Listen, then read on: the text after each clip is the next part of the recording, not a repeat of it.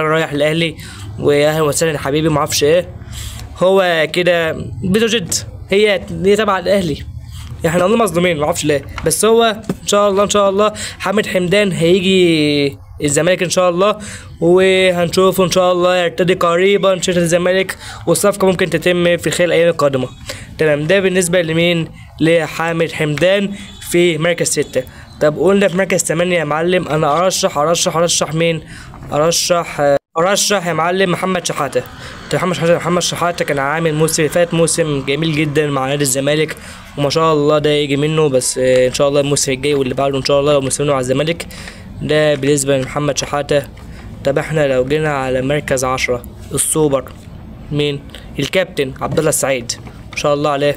هو اي نعم هما بيقولوا ممكن ينزل مكانه اللاعب احمد حمدي، بس انا بقول هو من كتر اصاباته ومش ممكن يقدم اداء وحش مع الزمالك. انا بقول عبد الله السعيد ان هو ما شاء الله المايسترو، هو اللي ماسك الدنيا، هو اللي بيباصي، هو اللي بيعمل. اما حامد حمدي لسه راجع من اصابه وكده، مش يعني لسه ممكن نخليه على الدكه، على الدكه. ده بالنسبه لعبد الله السعيد.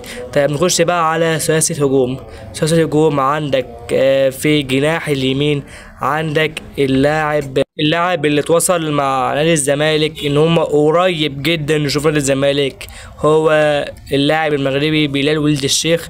ده لاعب ما شاء الله عليه كان بيلعب في الدوري الهولندي. هو ممكن يعني قريبا يجي الزمالك ويشرف، يعني لان هو بجد ما شاء الله مع ارضيات بقى ما شاء الله عليها. ده بالنسبه الوينج اليمين بلال ولد الشيخ. طب نيجي بقى على الباك الشمال، على الوينج الشمال يا معلم، هو مين؟ شيكو بنزا يا معلم. ده ما شاء الله عليه نيك فريرا بيروق عليه بيقول لك ده ما شاء الله عليه، ده هو يجي منه في الموسم الجاي. هو ان شاء الله شيكو بنزا الانغولي هيعمل مع الصح في الزمالك ان شاء الله، وهيكسبنا البطوله ان شاء الله قريبا. وان شاء الله الزمالك المره الجايه هيعمل موسم كويس جدا ليه مع الباك الشمال شيكو بنزا. وعندك الهجوم الحراق الاسطوره ناصر منسي، هو ده اللي المهاجم الاساسي بتاعنا. ممكن بقى هيجي بقى احمد شريف، بقى يجي عمرو ناصر، بس انا بقول هو الاساسي عندك ناصر منسي.